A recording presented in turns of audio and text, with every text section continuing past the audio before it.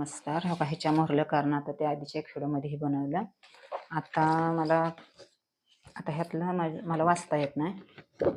माझ्या हे वल्लाचा एक आणि भावाचा एक मृत्यू दाखला, हे 2 मृत्यू दाखले आहेत माझे. काय आता ह्यातलं मला वाचता येत नाही.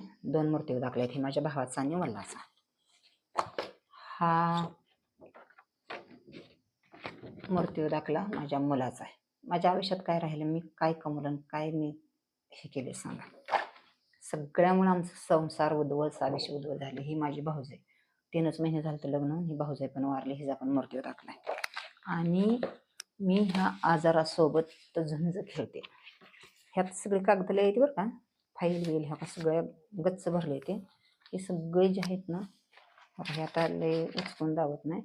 हे लईच म्हणजे लईच फाईल वेगळ्या आहेत माझ्या.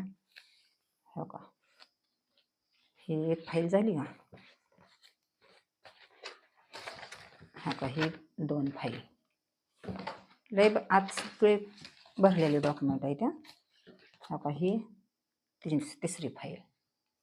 ह्याच्याबरोबर मी झंझ खेळते आजाराबरोबर. हो का, ह्यात सगळे फाईल कागद, ह्या का, हे सगळे भरपूर आहेत बरं का ह्यात कागद.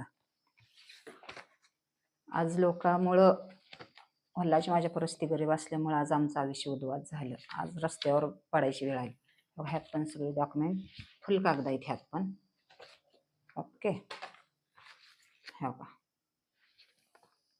ओके. आज मी झुंज प्रत्येक आजाराबरोबर झुंज खेळते.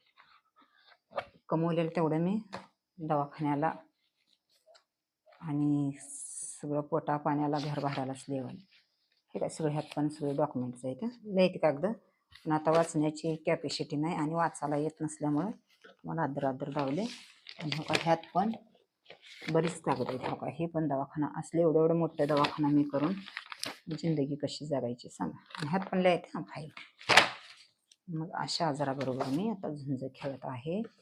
मग का तर माझे वडील, माझा भाऊ, माझे नातेवाईक, माझ्यासोबत माझा बहीण भाऊ असते तर आज मी ह्या आजाराला झुंज खेळते. माझ्याबरोबर ही आज माझ्या आजाराला सामील झाले असते, माझ्या दुःखात सुखात.